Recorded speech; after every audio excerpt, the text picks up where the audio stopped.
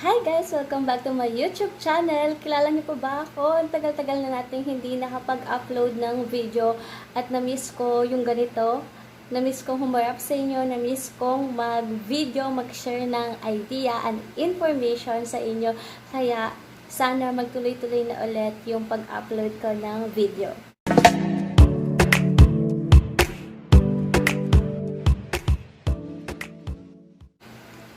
At for today's video, i-share ko sa inyo yung nabili ko sa Shopee na LED light.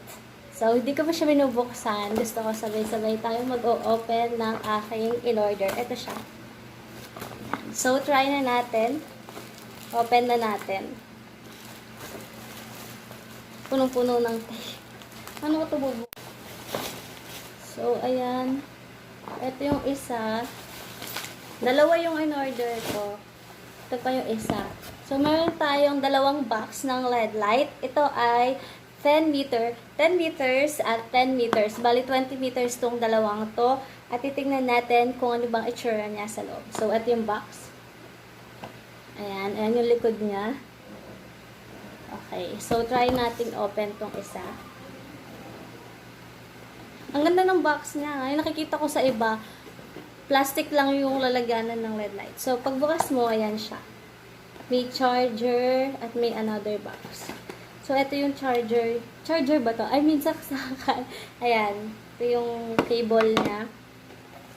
Tapos, itong box. Anong laman niya? Sa box, laman niya is remote.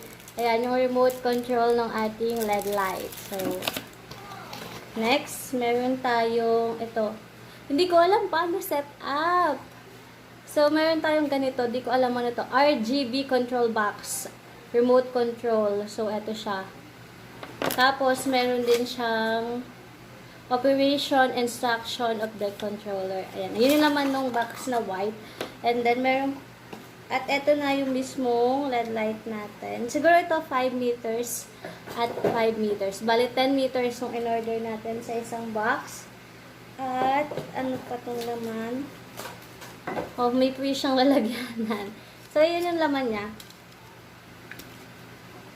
Ganun din yung laman ng kabilang box, syempre. Pero, check pa din natin siya. Check natin kung parehas lang yung laman. So, same lang. Laman is yung cable, yung remote, at saka yung dalawang LED lights. So, eto. Ayan. So, lagay natin dito muna yan. So, ang problema ko ngayon, hindi ako marunong mag-set up ng LED light. So, hingi tayo ng tulong kung paano natin i-set up. Pero, ayan yung laman niya. Natatakot akong galawin, baka mamaya hindi siya umandar. Pero, ito yung remote controller niya. Meron siyang, ano to, RGBW. Tapos, meron din siya yung quick, slow, auto. Siguro, ito yung mga kumikistap-istap or gumagalaw-galaw na ilaw. May flash jump. Excited na ako. Ilalagay ko to sa kwarto ko para magandang tingnan. Maganda yung pag nagti-tiktok, diba? So, ayan. Hindi ko muna siya isa-setup. Papakita ko na lang sa inyo pag sinetup ko na yung aking LED light sa aking kwarto dahil hingi tayo ng tulong at hindi ako sanay mag-setup nito. So, babalik ako.